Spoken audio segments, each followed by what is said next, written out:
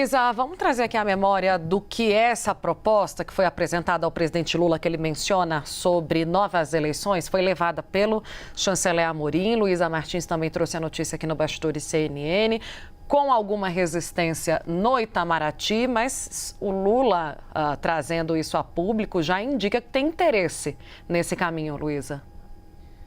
Sim, Tainá, e ele já havia, na verdade, indicado esse interesse ao verbalizar isso naquela reunião ministerial que ocorreu aí há alguns dias, né? Lula citou que Amorim havia levado essa sugestão para ele, essa ideia, e citou ali perante o seu alto escalão a hipótese de propor, né, como uma solução para a pacificação da Venezuela, a realização de uma nova eleição. Claro que isso foi uma conversa que ambos tiveram e Amorim confirmou depois ao jornal Valor Econômico que havia de fato levado essa ideia ao presidente Lula, mas é uma ideia que, como você mesmo falou, Tainá, não encontra eco ali na diplomacia brasileira. O Palácio do Itamaraty, ele continua insistindo que a postura do governo brasileiro deve ser a insistência na apresentação das atas de votação, dos dados desagregados ali por mesa de votação na Venezuela. Então, o Itamaraty ele não entende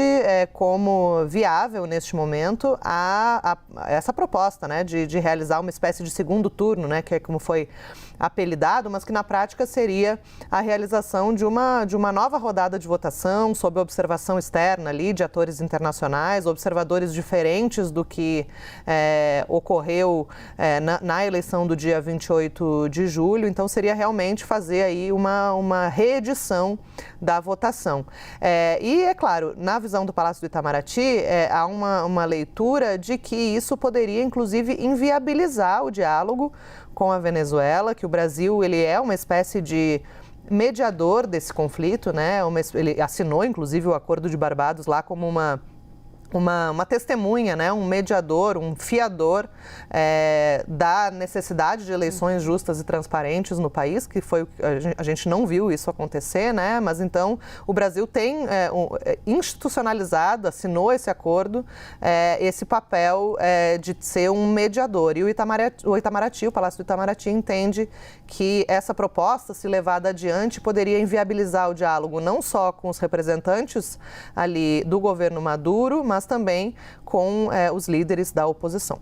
Interessante mesmo, né, Luísa? Porque quando o Lula continua insistindo nesse ponto, que ainda não tem adesão no Itamaraty, ou melhor, na unidade entre o Itamaraty e o seu ex-chanceler Celso Amorim, ele também indica que não evoluiu, que eles também não têm outro caminho para além do que está sendo discutido desde a semana passada. E é justamente isso que pode surgir de repente nessa conversa de agora a pouco, que já deve estar acontecendo, né? Era 1h, horário de Brasília, entre o Mauro Vieira e o chanceler da Colômbia.